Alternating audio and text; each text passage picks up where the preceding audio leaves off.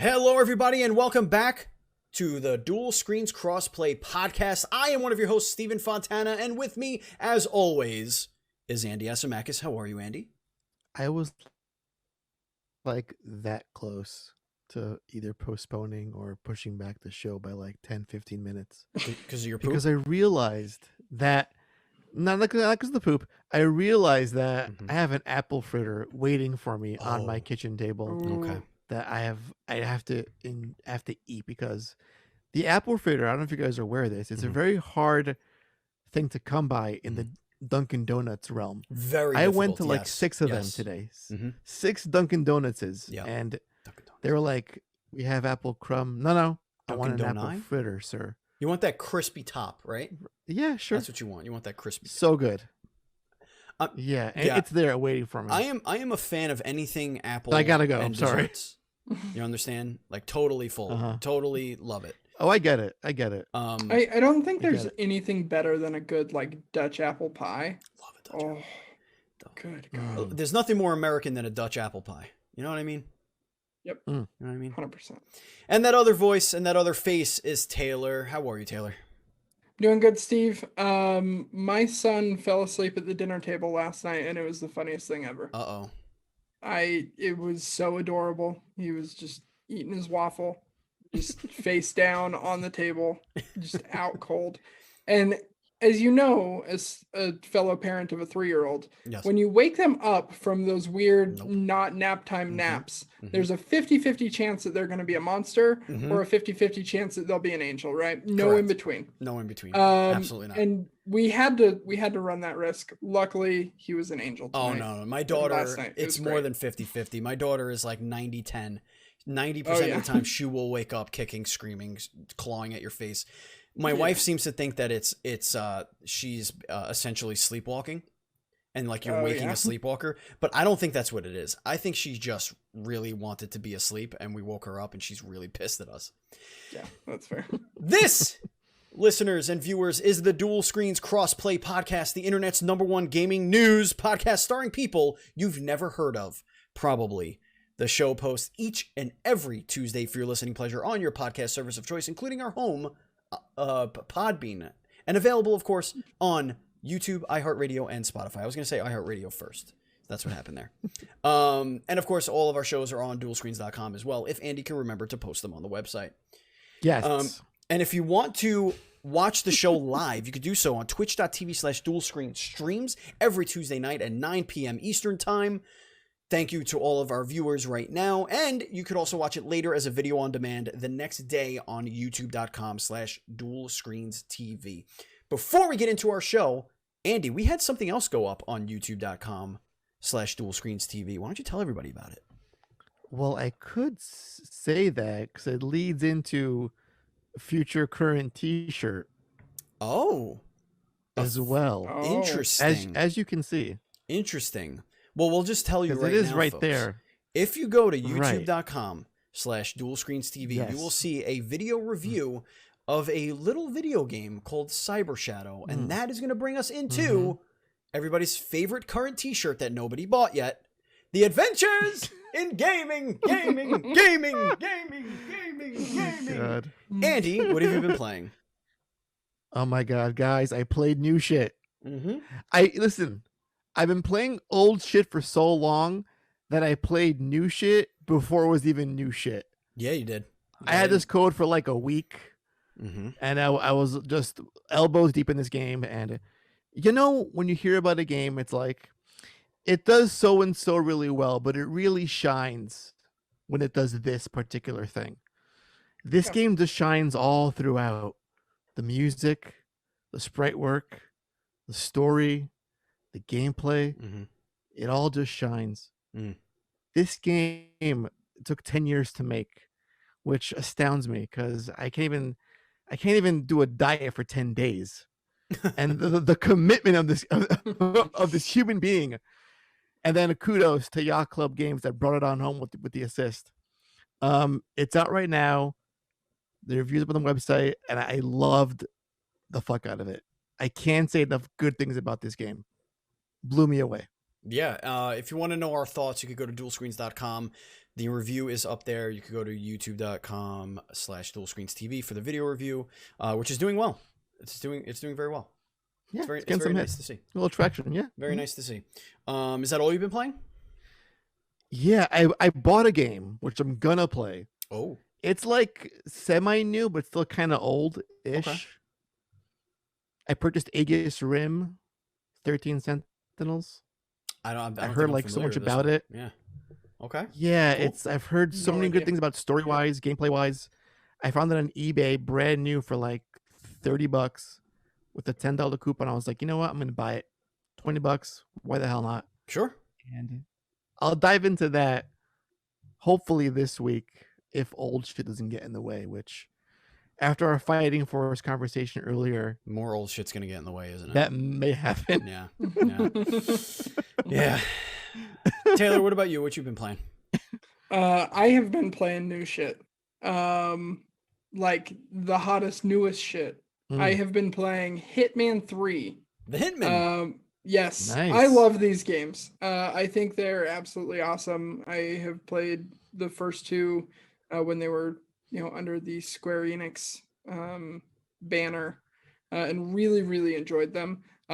The work that they have done to bring that entire catalog from the first two games forward into this game, the love that they've put in adding the new mechanics to all of these old maps, making it so that you have those even deeper levels of interaction that you have with the new game on all of these previous maps that they put out, is really cool.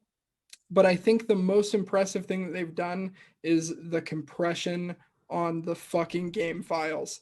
If you guys don't remember, Hitman 2, when it had all of its maps, you had to download each map individually, right? And each map was like 15 gigs. That game, by the time it was done, was fucking massive, especially if you brought forward all of the Hitman 1 maps too. This game, with all of the maps in it, is like 60 gigs now, which is amazing. I'm so You hear that, stoked about Activision? that. It can be done, you Yeah. idiots. Like the level of compression and optimization they've been able to do on all that old stuff is really cool, all being totally independent and without the help of Square Enix to publish this game. Sure. Like And IO how is are you enjoying the actual game? Like oh, outside it's very much more Hitman, Okay. in some really cool locations. The first map that you do is on top of like one of those massive skyscrapers in Dubai. And it's just a super, super cool setting, really nice, luxurious interiors. You can like scale the outside of the building. It's awesome.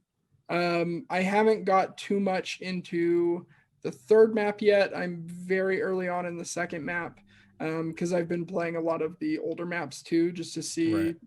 How How they they've changed and optimized stuff. it and stuff So like that. I don't know the Hitman series from this trilogy. I feel like I have memories of Hitman prior to that, but I don't even know if that's possible. Like I feel like Hitman's around Yeah. forever. Mhm. Like there was a movie, I think, Sure. at one point. Like Yeah. I don't. Yes. I'm not a Hitman person. However, You shouldn't talk about that though. so No. I've heard. So these games are not necessarily your AAA kind of story driven games. They're more like level based, like because you keep saying maps. Yep. So like the way I'm picturing it is you get a mission and it drops you in the map and you go do the thing. It's not like a traditional whatever. Yeah, we're used so to gaming now. there is a like continuous kind of story between all of these maps, but the main like drive of the gameplay here is the replayability of each of the maps. You have your like main objectives, which is to kill X target and Right. X target or whatever, right? You have your targets for the map, but you have dozens of different ways that you can actually take care of them, right? And gaining your mastery levels and like beating a map and killing your targets without raising any alarms or Right. like killing any Typical extra stealth people or anything. stealth Yeah, stuff. exactly, Yeah. exactly. But there are, I kid you not, dozens of different ways that you can complete each of these levels. So the replayability is super, super high. And as you unlock mastery for each level, you unlock different starting locations, you unlock different gear that you can have with you to begin with. You can unlock different outfits that you start with. So like on the Dubai map, for example, the very first time you go in, you're just in your stealth suit, you're scaling the side of the building, right? But as you unlock mastery levels, you can unlock the ability to spawn in like the staff quarters already in a staff outfit. So you're on a completely opposite side of the map with different starting gear, and you can pursue different opportunities easier. It's really cool, really Cool. really cool. Awesome. I have been playing the olds. So as you know, I'm doing the Beat the Damn Game challenge over on twitch.tv/badchild. And I am pretty close to beating The Witcher 3 at this point. I think there's about 10 or so missions, main quests that I have to do in Act 3. And they're going quick. I will say that. They're taking about an hour each mission to kind of get through. So I figure I am at least two streams away probably from finishing it. I also played some of Borderlands 3, and I'm way farther behind than we all initially thought. Like I barely scratched the surface in that game. I don't know how that's possible considering I was already like level 26 or something when I jumped back in, but like I'm pretty far from completing that game. But that's going to be next, and it's going to be easy to do it because it's just, run around and shoot things, so it shouldn't be too bad. I also jumped in for the first time in months, many months, jumped into Warzone. And I don't even remember why. I think I was invited by Miss Envy to play, and I wanted to play. It's like, yeah, I have it, or I had it on my Xbox made me download it. When the Cold War season update for Warzone happened. But I am glad I jumped back in because I had a blast, and I'm actually going to play it a little bit more. It's going to go into the rotation a little bit more. I like what they've done with the game. I still don't like the that everyone is like, oh, this fucking weapon. Every time I get into a fight, it's always that weapon, and that weapon's always killing me, and yada yada. Everybody always complains about that. But like, I try and ignore all that, and like, I just pick up weapons that I like. Like, oh, this is an orange weapon. I'm gonna pick that one up. It's a better weapon than the blue one I was carrying. Like that's kind of how I'm playing it. I'm just ignoring that and just having fun. But I like it. I like it a lot. Now it is time for a minute of Apex. That's right. We're returning to a minute of Apex. Oh dear Lord. It's a big minute. Andy. Big minute. Season 8 is nearly here. And the trailer was fantastic. New character using grenade launchers and shit, and looks just unbelievable. We have a bolt action rifle thing. I can't tell what kind of lever action. It's like a not bolt action. Whatever. Weren't there two weapons they showed? They showed a 30-30, and I thought they showed another weapon. No, so the 30-30 has an alternate firing mode like the Sentinel where you can charge it up. All right, weird, interesting. Yeah, I'm very excited. So I'm very excited. It seems super cool. I mean, is it over? The new no, we have 12 seconds. We're carrying King's over Canyon. all the last minutes. Right. King's Canyon. King's Canyon getting a completely revamped map. The whole map is changing.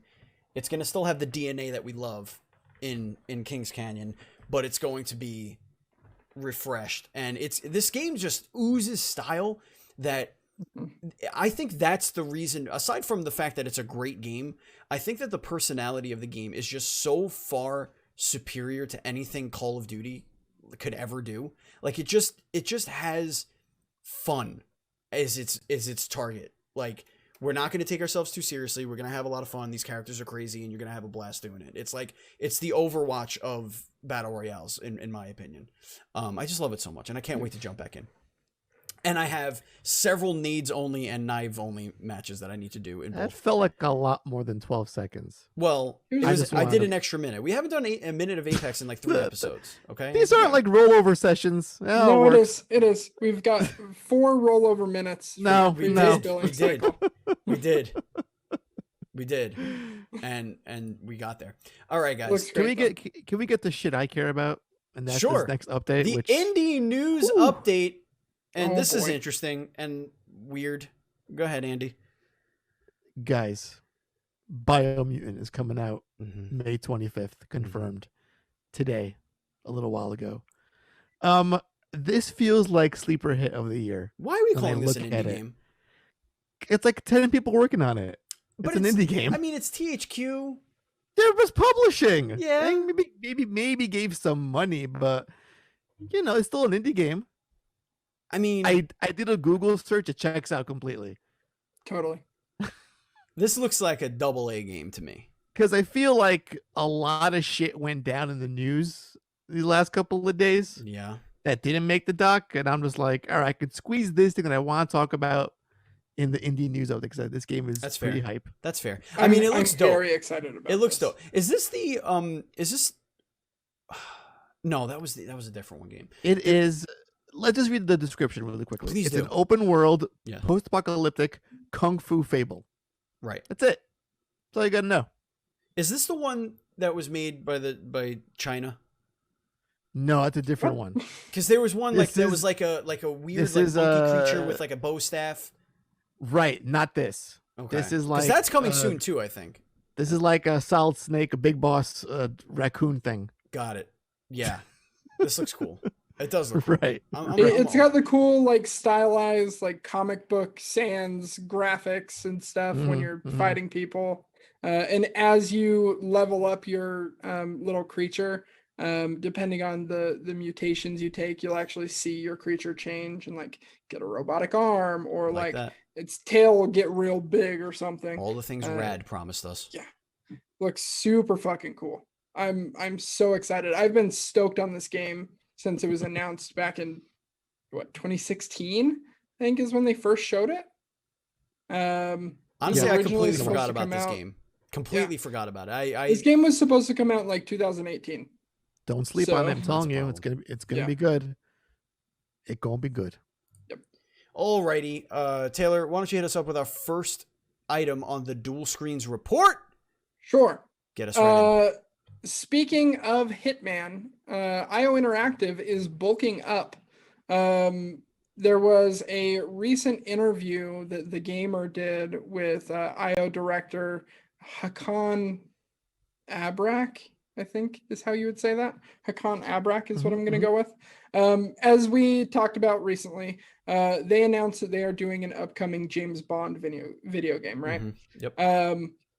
He said they currently have 200 people employed for the company. He said within the next couple of years, they would like to double that. So they are really bulking up their studio for this. And he had a little line in here that I think is very important, hinting at another project that they're currently working on in tandem with the James Bond project.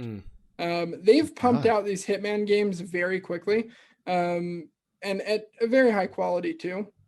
So it wouldn't surprise me if all of these new people they're bringing on is for that separate project. And I'd love to see what they do with a different IP. Like, the Hitman IP is kind of already established. James Bond obviously has a lot of history to it. It sounds like they are going to be leaning into a new IP that they haven't worked with before, which I'm very, very excited about.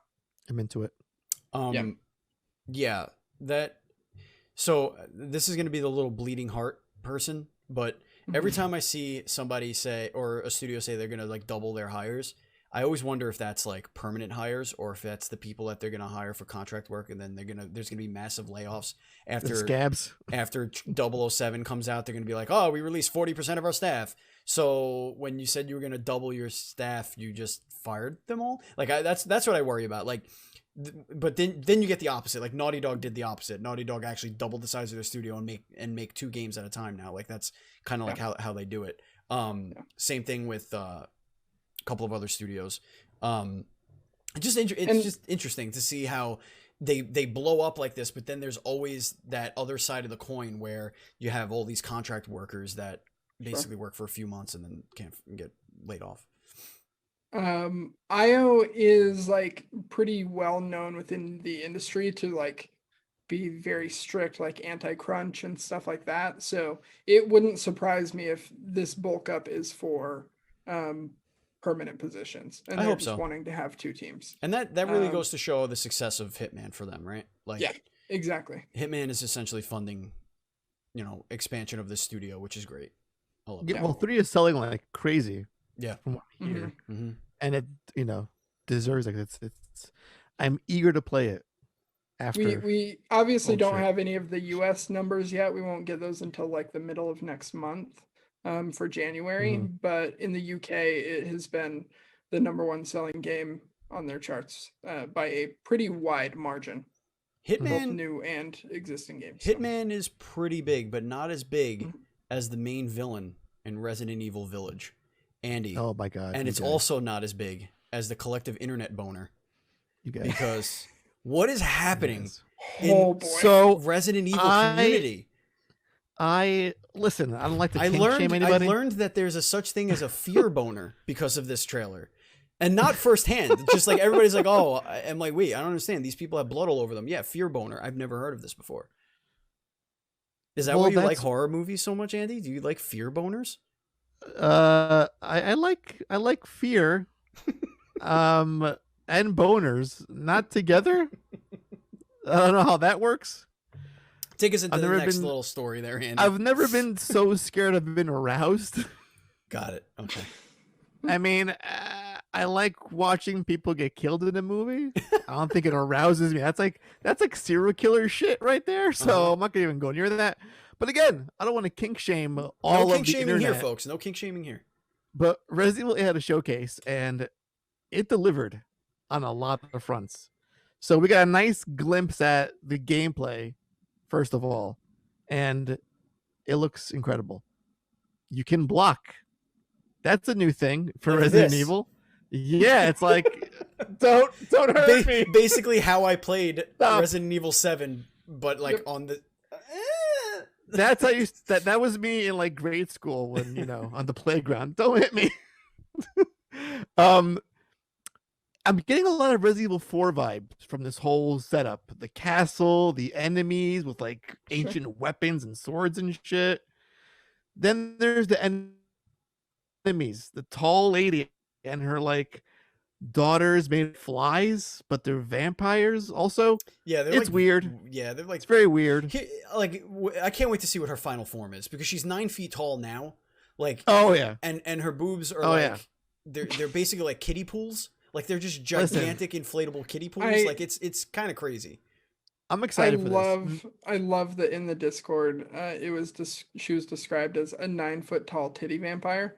That made me very happy. Yeah. Mm. Yeah, That's- and it's apparently spot on. apparently there's science to back up the whole 9 feet tall thing. Yeah. Did you see that article? I think that was a Kotaku article I did. by a woman Right. who researched the architecture of The castle.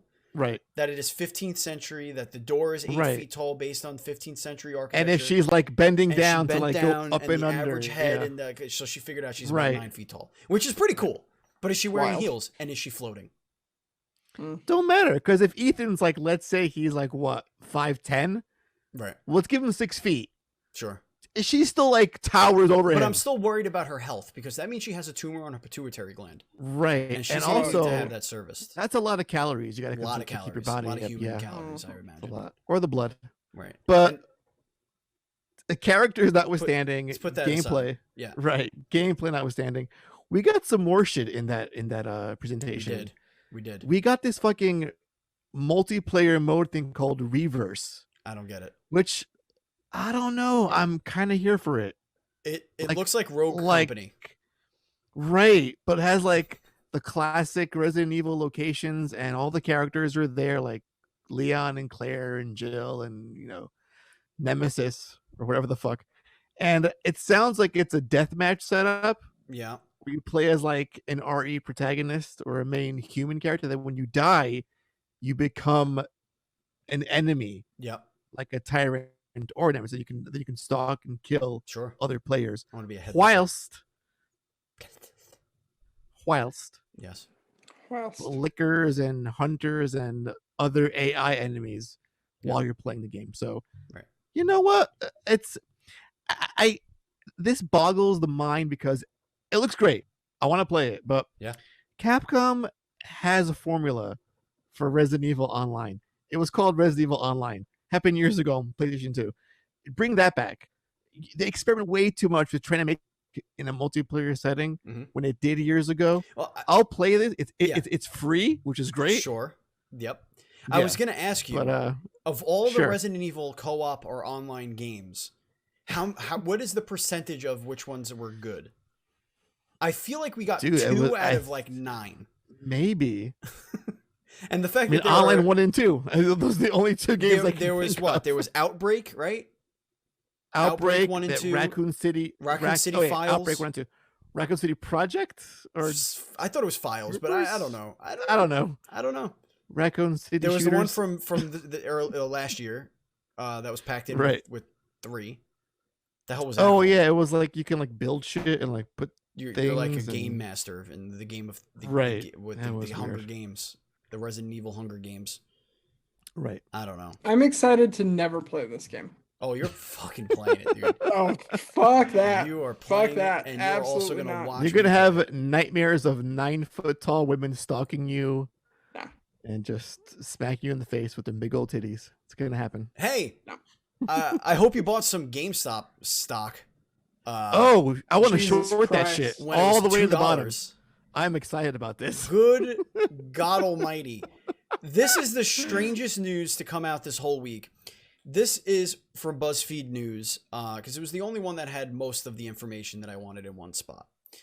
An angry mob on Reddit is pushing up GameStop's stock price and pissing off a bunch of Wall Street firms. That's the title. One financial industry expert told BuzzFeed News that Redditors were engaging in a coordinated attack. Investors on Reddit have launched an attack on both trolling and serious on Wall Street firms by purchasing shares in GameStop, pushing the stock price up 480% in a week, costing hedge funds millions of dollars and skyrocketing young investors' portfolios and egos. Let's just to put this into perspective. A few months ago, the stock was below $3. Yeah, on April 2nd, it was trading for $2.80 a share. Right. It is now over, I think it's 140 now, but it went up as high as $705 a share. It was insanity. Essentially, they just said, hey, get your nickels together and go crazy and buy GameStop stocks. And then, so everybody did. And a year ago, the share price was $4. And so they just bought it, inflated its value. And so I don't really know. I mean, hedge funds, I think work, the literal root word there is hedge. I think you're hedging your bets, right? You're trying to bet on a company not turning it around. Like, I don't know how that works. But anyway, because it went up so high and then they were able to sell off and make a bunch of money, it's basically fucking with, quote unquote, the real market. Now, this was just funny and interesting news, but also kind of proves that money isn't real. Sure. Yeah. Sure. It's all fake. Like, how can a company that is literally hemorrhaging money and has no discernible value only increase in value because people decided to invest in the thing It's a meme has no stock. value. It's a stonk. This is a literal, real life, actual stonk right now. Oh my god, meme stock. We should do a concert. It's a meme meme stock. Hold it in one of the 170 shut down GameStop parking lots. The thing that pisses me off most about this is, yes, lol, it's funny these Redditor people, got one over on Wall Street, but this only fucking benefits the asshole shareholders at GameStop who like fucked over their employees during COVID and were like a horribly ran business for the better part of the last decade and are like not doing anything to actually drive value to their company because they can just like sell their shit off and make a shit ton of money because the prices are way inflated right now. I don't know how accurate that is, because if they artificially drive up the value of the company, the way it works is you get reevaluated in the market. So they can be pulled into different categories or whatever because of this, and actually screw the higher ups in the company as far as who hold options in the Sure. I know options are different from stocks, which are different from hedge funds and like all that other shit. Mm-hmm. So like it's all a game of money, of paper, of numbers, artificial. Not bullshit. even paper, fake paper, Fake pretend paper. paper. You guys, The promise I of think, paper. I think we're ignoring the elephant in the room. That I feel like Reggie did this. Oh, you Him think being- Reggie Oh is Reddit? shit, you're right. This dude. is all Reggie. He made this Was happen. Reggie. This is is very possible. Damn. This is very possible. Reggie, answer our emails. Get on our show. You have questions to answer. You Taylor, coward. take us into Yes. the next bit of news. here. Sure. So speaking of money being fake, Yeah. Bethesda's acquisition is chump change to Microsoft. They had their earnings call earlier today, I believe. Earlier today. And Microsoft as a whole made more profit in the last quarter than the entire Bethesda acquisition 2 times over. Mhm. Like just ridiculous amounts of money. Yeah. I want to tie this back to the gaming division though, because there's a lot of really promising numbers in here as far as growth in the industry and where Microsoft is going. They saw their hardware sales jump 86%, which given their sourcing issues and their inability to keep stuff in stock for new consoles, that's huge. And I think that's really cool. Daniel Ahmad, who is an analyst, basically said like, due to COVID, gaming spending has just been like through the roof over this last year.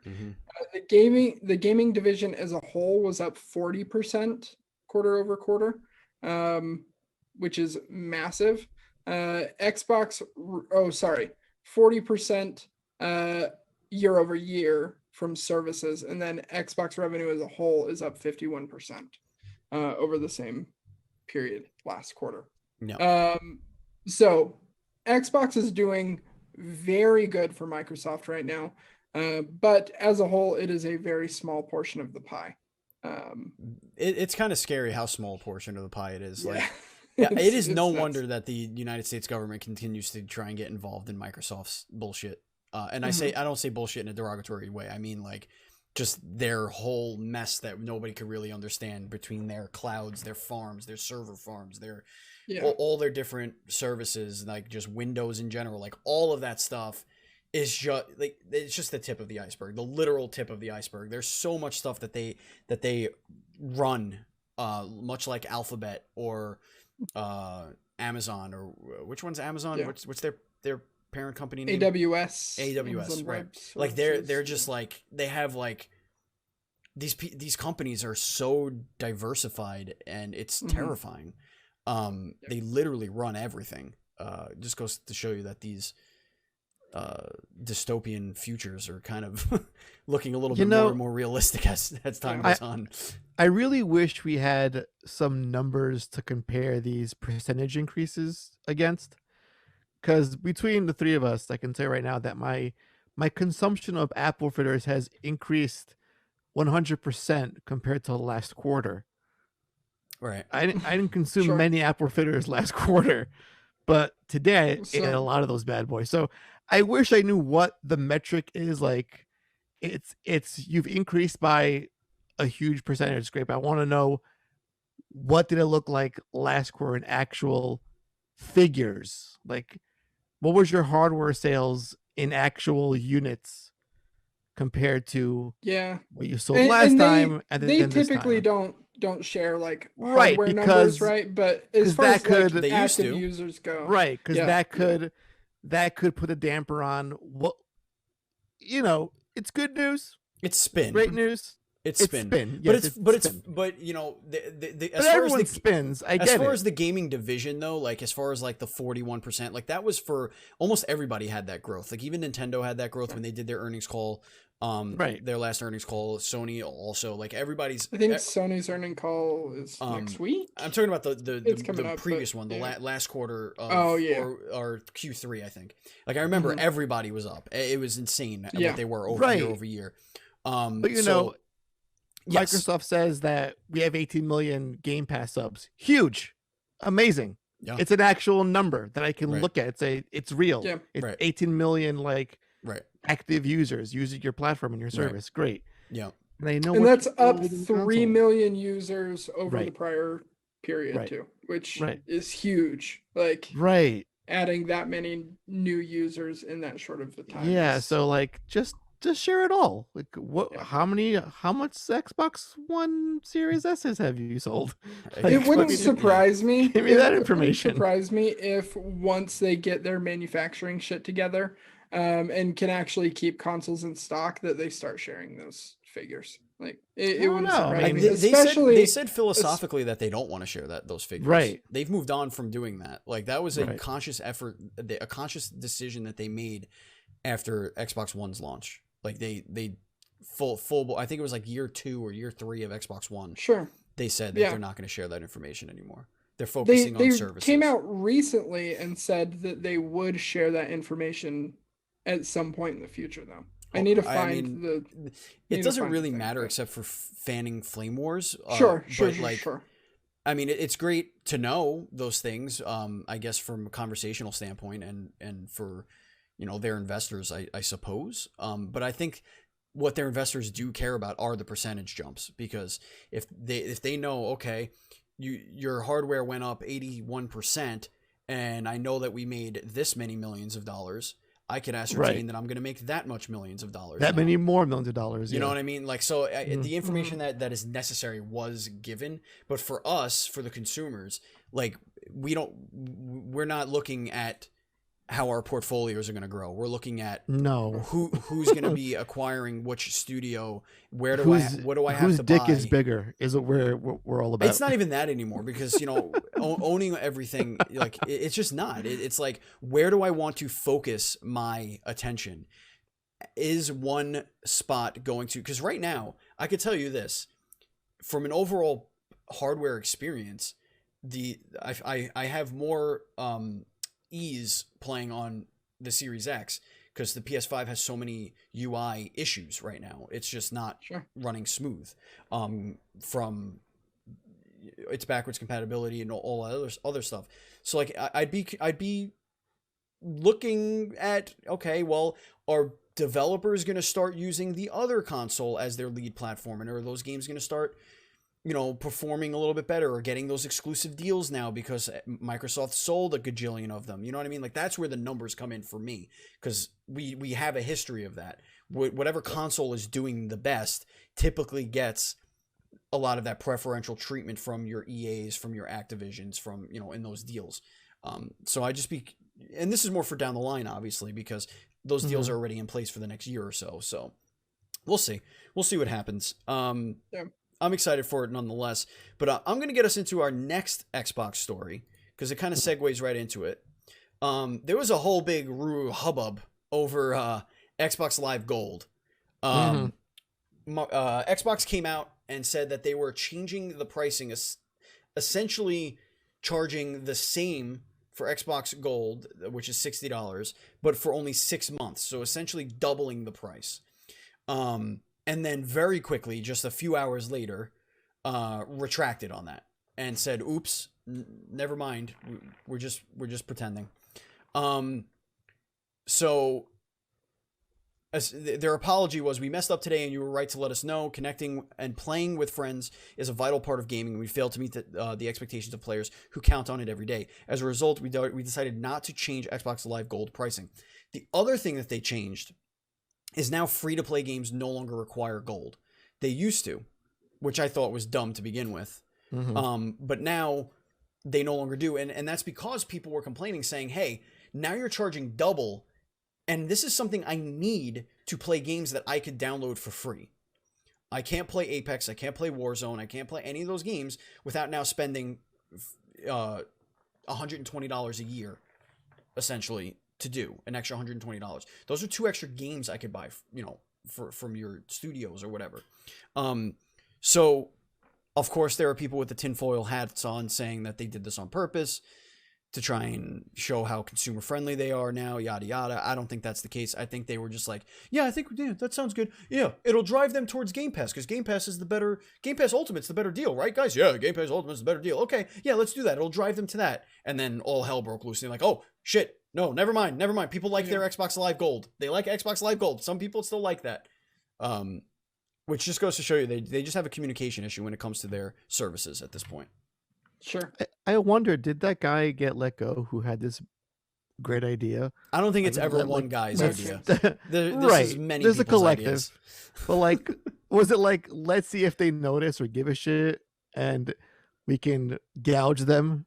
And if they don't raise up pitchforks, we'll just charge them like double the price. Microsoft not hungry for money. They don't need exactly. Money. So no, I don't think that's what it was. Right. I think this was kind of a way for them to try and drive people to Game Pass Ultimate so that they could have this all under one umbrella. I don't know why they don't just You have so marry many them games to drive you there already. You don't got to worry about games with gold pricing. The platform sells itself. There's so many games on it. Clearly it isn't, because a lot of people still have games with gold. Well, okay. I guess they don't like Game Pass. It's an extra, what, $6 for Game Pass Ultimate? Yeah. Yeah, something like that. Yeah, I was charged today like $16. Like, just, I mean, I guess it's a messaging thing. They should just get rid of it. Just marry it into Game Pass Ultimate. Yeah, I feel like it's just, that's their new thing now. Yeah. Like the games for gold games, when they come out, it's always very lackluster. I think we got a good month, I think, for January, but I think before that it was like, you're doing like the bare minimum for those who have this service in terms of they're not getting the most value for their subscription.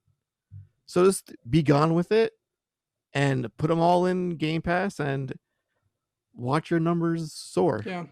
Buzz makes a really good point though. They have 100 million monthly active Xbox Live Gold users. They have 18 million total subscribers to Game Pass Ultimate, right? Right. So it's a lot of people. They would have to just like say, hey, we're not charging for Xbox Live Gold anymore. Yeah, I don't think rolling it into I don't think that's the solution, because people would shit their pants if they say you have to pay $6 more a month. No, and you have to get Game Pass. Well, what is it? Regular Game Pass is $12, right? Something like that. How much would they shit their pants if you told them there's no change in price? You already bought it for the first year. For however long you already you're grandfathered in for the you're first year. Grandfathered in for $10, but whenever that expires, it's going to be $12 for regular Game Pass, and it includes the Xbox Live Gold, so you could play online with your friends. Right. I mean, Silver went away, right? Mm-hmm. I mean, I know that was free and everything like that, but they were able to just kind of migrate all that shit into gold. So I think it's way less complicated than you think it is to just, and again, when you have 100 monthly active Xbox users on Xbox Live, a lot of those aren't going to be your Xbox Live Gold subscribers. They're just on Xbox Live. So you could you're not it's not you're not losing out on 82 million users if you move the, you know what I mean? Like, I don't know. I just think they have to be very careful with that messaging. And with the last couple of things, like couple of features and changes to their service they've announced, they have not been very good with their messaging, right? Like there was all the confusion around the what's it called? The upgrade thing. I forget what Smart it is. delivery? Smart delivery, yes. No one knew what the fuck that was, right? They didn't do a good job of like explaining that. This change, like, I don't know. I think they have to be very careful with that if they do make that change, because it's just another thing for people to piss and moan about on Reddit, right? yeah, they just need to just rip the Band-Aid off and take your $3 loss on your Game Pass vanilla and include gold with it. Well, whatever. Speaking of things that make me bitch and moan on Reddit, yeah, our old friends Konami were in the news this week. And did you guys hear that they're done? They're done. They folded up. They're leaving the industry altogether. Altogether. And here's the official statement. They've jettisoned into space. I heard they took Solid Snake out back and just shot him in the shot him right in the Let me balls. say murdered him. Here is the headline: Konami to officially dissolve and restructure production divisions. Oh my God, it's over. Konami officially, this comes from siliconarrow.com, by the way. Konami officially announced that the corporation will dissolve, then restructure its production divisions. The website, both available in Japanese and English, stated that Konami will take action involving all three production divisions in response to the rapid market that surrounds, quote unquote, the company. The restructuring and dissolution will be effective immediately on February 1st, 2021. It also doesn't mean it's getting out of video games. Huh. It's a very clickbaity title. And everyone thought, that's it. Konami's done making video games. They're going to sell off all their IP. Well, Yay. But they should. 100%. Completely unrelated reasons. But right. This is very much not the case. This has happened before with companies like Sega and Square Enix like a while back. To further elaborate, or to clarify rather. Please elaborate. The announcement made refers to an internal restructure with production divisions being consolidated. We have not shut down our video game division. Yeah. That's great, Konami. People miss the second half of that headline. Right. That's great. I love it. I'm fine with it. But can you just please, for all that is holy, you can keep Yu-Gi-Oh! And fucking PES Soccer, whatever the fuck that game is called. But can you please give Contra, Castlevania, Metal Gear Solid, Suikoden, and for fuck's sake, Silent Hill to someone who gives a shit? Please. Just do it, you cowards. Because I can't anymore. There's just sitting there. How have they just not sitting put there. out a new Castlevania game? The last one was what? The Lord of Darkness games? No, there was some mobile shit that came out like yeah, I think not too long ago. Yeah. But like, aside from re-releasing some of their old shit and mobile stuff, like the last true console Castlevania game. Yeah, it was Lords of Shadow 2. Or yeah, Lords of Shadow. Which was a bomb. It was so bad. They have some of the most valuable IP in gaming. And just do fuck all with it. If they keep going this route, those IP are worth diddly. You know, fuck you, Taylor, because I almost forgot about Lord of Shadow 2 for a minute. That game was so bad. Sorry. I mean, the first game was poetry. The ending was incredible.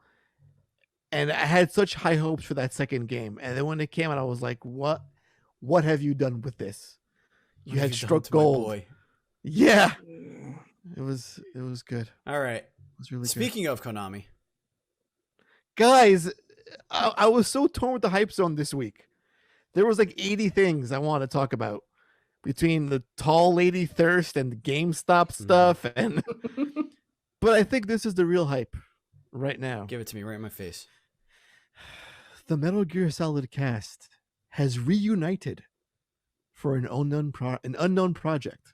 Dun dun dun. And we all know what that means. United and it Metal Gear feels so restructuring. good. Yes, it means we're getting that fucking Metal Gear Solid remake. Blue Point Games, not happening. There was a Zoom call with David Hayter, Solid Snake, Good thing. Debbie Mae West, Meryl Silverberg, Robin Atkins Downs, Kazuhira Miller, and some other folks. Sniper Wolf, Liquid Snake, Roy Campbell, Ocelot, The Boss, and Naomi. Okay, it's like most of the main players, but you have like The Boss and in there because you don't belong in there. Why are you there? It's weird. I don't know why she's even there. But yeah, so they're teasing some sort of announcement. Details coming soon, Hater says. What are the odds this ends up being absolutely nothing? I know exactly what it is. I know exactly what this is. I said it was mocap and VO for a new pachinko machine. Nope. Yeah. Not even close. Not even close. This is a table read of Metal Gear Solid. Ooh. The movie? A Zoom. No, the games. No. Oh. But why is The Boss there? It's going to be like maybe it's for the third one? Oh, she's playing Mei Ling because she's not on this list. There you go. Boom. That's what it is. It's a table. It's a Zoom table read. Yeah, but there's where's the other cast? Where's like fucking Psycho Manus? They're not like, all just gonna do this, Andy. Psycho Manus is like he's like King Fear Boner right there. They cost money, bro. You can't just do this. Okay, Psycho Manus costs money. Is that what you're telling me? Yeah, big time people right there. What's he doing these days? I don't know. Yeah. He's reading your memory card. What's he doing? He really is. They Yes. got David Hayter. Do you like to play Castlevania? I bet you no, David I don't. Hayter. I bet you David Hayter is running this reunion. I bet he's. I I see bet that. he's in charge of it. I see that 100%. The Mr. Director in him. He's just bored and knows that he has a rabid fan base. Let's do a Zoom call, guys, because that could be a thing we do. But low expectations with this, I feel. I don't know. Maybe it'll be Almost like a non-existent expectations. because they said reunion, right? They didn't say it's like a. But it's like the Fresh Prince reunion. They just sat in a room and talked about the show. Right. Well, they did. Rest And in you know, peace. Rest in mentioned peace, Uncle Phil and made us all cry. Yeah. James Avery, rest in peace. Shredder. Right. Let's get into the mailbag here because Maltese has an interesting question. Let's. Maltese asks, are roguelites the new pixel art? Every other game trailer that's thrown at me has roguelite or roguelike elements. So I remember a conversation we had with a couple of devs when we first started doing Nintendo Dual Screens podcast, Andy. Mm-hmm. And we had one developer, and I do not remember who it was off the top of my head, but it was in a conversation about rogue elements in level design. And they had said that the reason why rogue elements are happening more and more, especially in level design specifically, because that's what we were talking about, is because developers are lazy. Mm. And this was a developer that said this, because they don't want to methodically plan out a level and make good level design, so they make random level design to keep things interesting. I think that's where it started, because it was an easy, all you have to do is make the assets and then tell the algorithm to place them in spots that make sense. I think that's where it started, but then you get things that are much more layered, like Hades, and all that other fun stuff. So while I don't think it's the new pixel art, because pixel art went away for a very long time. I guess rogues also went away for a long time, didn't they? Yeah, I'm trying to get my head around the question here. It's a weird comparison. Because pixel art, I feel, when Kickstarter became a thing, it was like a resurgence of that particular art style. Like that never went away entirely. It was always like in the background, but as more and more indie games rose to prominence and they utilized that art form, and they were actually good games that used it. Yeah. But I do feel like roguelikes, I'm not sure if it's because we had a huge hit with Hades. I feel like every other game I'm seeing lately has elements of roguelike in them. Well, it's like, a way to extend a game's right.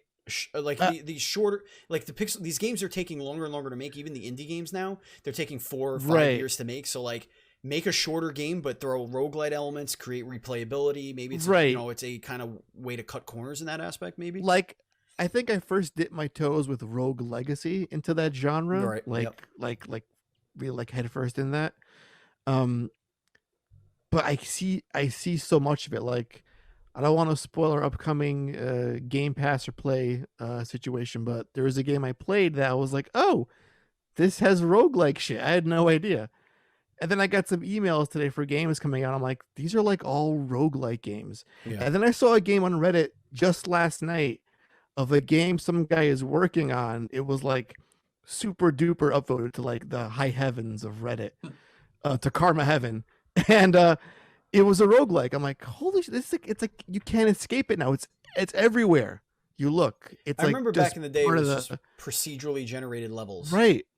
You know, like that was kind of like the way they use the rogue elements, because it was Mhm. it was a taxing technology. It wasn't something that these engines back in the, you know, PS2 days can really do well, because it was all CPU heavy, doing all those Mhm. calculations, creating all those atmospheres and those levels and making them make sense, and you know, the AI figuring all that shit out. Whereas I think it's just a little bit easier now. These engines can handle that pretty easily, and it makes for fun combinations of stuff. Like, I know, Taylor, you love those mechanics. Oh yeah, I'm fucking here for it. If it is, like, thumbs up from me. Like, I'm all about Taylor, it. I love games Taylor, like that. So. I've got a game for you, by the way, buddy. Okay. It's called Skull the Hero Slayer. It Okay. released just last week. I played some of it the other day. I think you're gonna love it. Interesting. It's actually oddly enough, it's a roguelike with pixel art. Love that. That's like my wheelhouse. Give that to me. Feed it to me by the bucketful. Oh, I'm it's all so about good. it. It's so good. But yeah, Yeah, I I mean, I think people are realizing, just like, you know, with the pixel art stuff, like, people like those types of games. You know, they're into it, And and they're so not that's easy to kind of do. like the hot thing. No. they're not. Pixel They're art not. is not easy to do at all, Yeah. especially to animate it.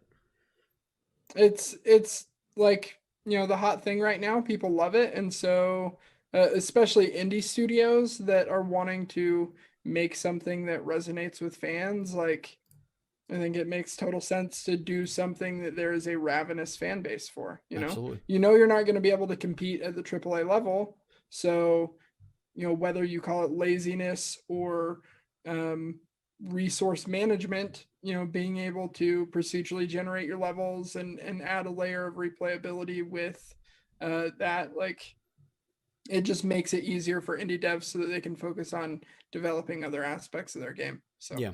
I don't think it's a bad thing whatsoever. Yeah. All right. Before we get into the Hype Fam member of the week, guys, if you want to support this, guys and girls, and anything in between, if you want to support this show, you could do so by going to patreon.com, just like our Patreon producers, Colton the Apprentice Nestler and FNH Paul. We cannot continue to grow without all of your support. Again, there are changes coming in starting next month. So you're going to be getting all new stuff. The $10 way tier, more bang for your buck. way at more the bang for your $1 buck. tier. Correct. $1 tier is getting more. The $3 tier is getting more, and then the $5 tier is getting more. And one of the things that the $5 tier is getting is they're getting everything that was in the $10 tier, which was your retro game club. That is moving down to $5, and a new thing is going to be in the $10, which we have not announced yet because we haven't decided exactly what we want to do with it yet. But all of these changes are actually active right now, but you will not be charged for these changes until the 1st of February. So if you're listening to this after February, those changes are already in effect. So, you know, you're just going to see it. You're just going to see the changes, right? That's just what's going to happen. Mm-hmm. So I'll read off for you guys really quickly.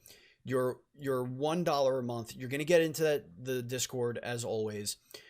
You're also going to get the bonus episode, which you vote the topic. That's always going to be there. But now you're getting something additional. We're going to open up a thread in Patreon where you could ask us anything. Just ask us stuff. Anything you want.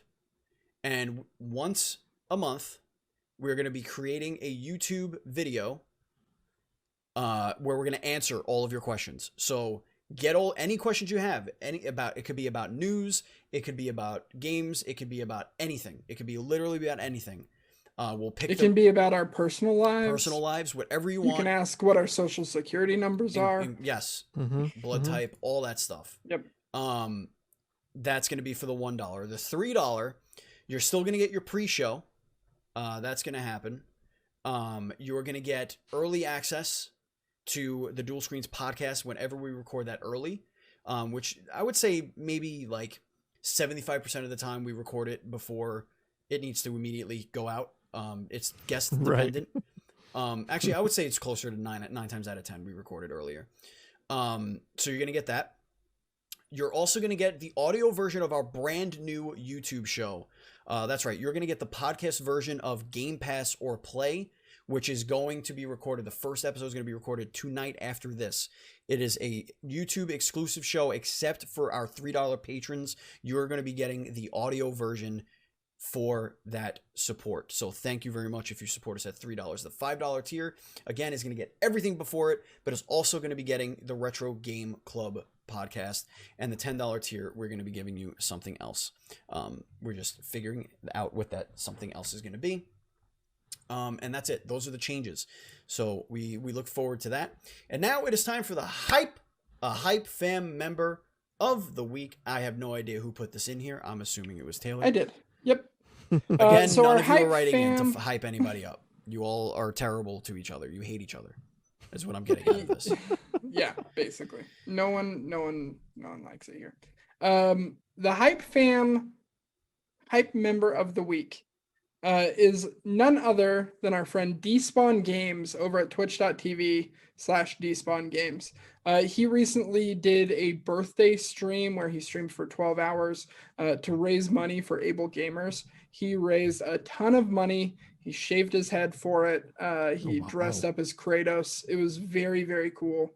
And Paul is just a wonderful person. One of the kindest, most loving and inclusive people I've met on Twitch. Really, really good dude, is constantly doing stuff for charity, and is very nice. So make sure you go check him out. twitch.tv/DESPAWN games. And also, Despawn Games has a podcast that they do every week. So if you want to add a new gaming podcast to your rotisserie there, to your rotation, go put that in your podcast machine. Search for Despawn Games. And remember, we want to hear from you guys. We want you to hype somebody up. Write to us. Hype somebody up. Do it right now. Right now, so you don't forget. We'll wait. feedback@ndspodcast.com. That's feedback@ndspodcast.com with the subject Hype Fam Hype. That is going to do it for the show. If you want to follow us on social media, we are at dual_screens on Twitter.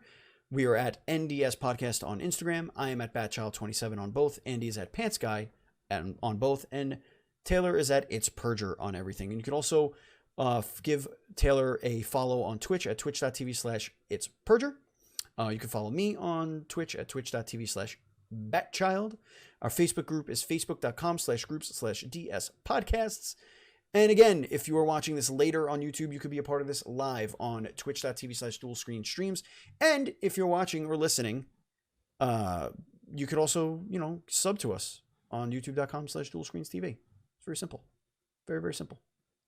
That's going to do for us. Andy? Yes? Is there anything you want to tell the kids before we go? Yeah, I have an apple fritter that's waiting for me. Get it. So I don't know about this recording another show bullshit you're talking about, so... Throw it in your toaster oven. It's got to get in that fritter. Throw it in your toaster oven. Taylor, anything you want to tell the kids before we go? Love you all very much. Please be careful with your fear boners. My God. Be careful with the fear boners. You don't want to run into a wall with one of those. Just make sure you're in a safe place. I thought you just said you know what? A walrus with one Hold of those. On a minute. Hold on a minute, gentlemen. Yes. I see Mr. Nuff in the chat. Is Mikey Kirsch still in the chat? Yes, Mikey Kirsch is still in the chat. Please keep in mind this is an audio podcast. All right, let's stay on, and we'll I have an idea, but end the Okay. show first. Thank you for listening. Thank you for watching. And as always, please be excellent to each other.